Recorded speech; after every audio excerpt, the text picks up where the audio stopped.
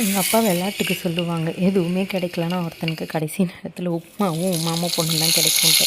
ஆனால் நான் எதுவும் கிடைக்காதனால செய்யலைங்க. வீட்டில் எல்லாருக்கும் கொஞ்சம் கோல்டு, அதனால சரி பெப்பர் போட்டு சூடாக சாப்பிடுவோமே அப்படின்னு செஞ்சது தான். அரிசி உப்புமா, பச்சரிசியை கழுவி காய போட்டு உடச்சி எடுத்து நொய் உப்புமா அப்படின்னு சொல்லுவாங்கல்ல, அதே தான்.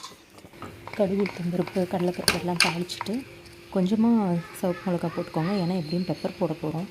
அப்புறம் தேங்காய் போட்டுட்டு அதில் தண்ணி தேவையான அளவு 1:2 தண்ணி ஊற்றிட்டு இந்த மாதிரி அரிசி நொய்யை கொட்டிடுங்க. அப்புறம் விசில் விட்டு எடுத்துக்கலாம்.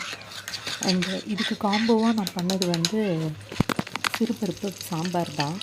பட் அதில் பூண்டு, வெங்காயம் அதெல்லாம் போடாமல் ஜிஞ்சர் போட்டு செஞ்சேன். இந்த தடவை கொஞ்சம் சேஞ்சாக இருக்கட்டும்ன்ட்டு. ஆயில் விட்டுக்கோங்க. ஆயில் கொஞ்சம் கூட தான் விட்டுட்டேன், நீங்கள் கொஞ்சம் கம்மியாக விட்டுக்கோங்க. கடுகு, உளுத்தம்பருப்பு, சீரகம், இஞ்சி, கருவேப்பிலை போட்டு பச்சை மிளகா, தக்காளி தக்காளி கொஞ்சம் கூடவே போட்டு இந்த தக்காளி பாஜ் பண்ணுவோம்ல, இந்த மாதிரி தான். அதுக்கப்புறம் அதில் மஞ்சள் பொடி, பெருங்காயம் போட்டு இதையும் தண்ணி ஊற்றி நல்லா மூடி வச்சுருவேன். தாளித்து கொட்டிட்டு ஆல்ரெடி ஃபஸ்ட்டே தாளித்து கொட்டிட்டோம். ஸோ இது 1 பார்ட் குக்கிங் மாதிரி கொஞ்சம் குயிக்காகவே முடிஞ்சிடும். சிறுபருப்பு கழுவி ஊற வச்சுருந்தேன், கொஞ்சம் குயிக்காக முடியட்டும்ட்டு. நாங்கள் சாப்பிட்டு எப்படா தூங்குவோன்னு தான் இருந்துச்சு. தேவையான அளவு உப்பு போட்டுட்டு மூடி வச்சுட்டேன். ரெண்டுமே அட் அ டைமில் ஒரு 3 விசில் விட்டு எடுத்துக்கிட்டேன். அதாங்க, இதுவும் ரெடி ஆயிடுச்சு. கொத்தமல்லி போட்டு இறக்கிட வேண்டியதுதான்.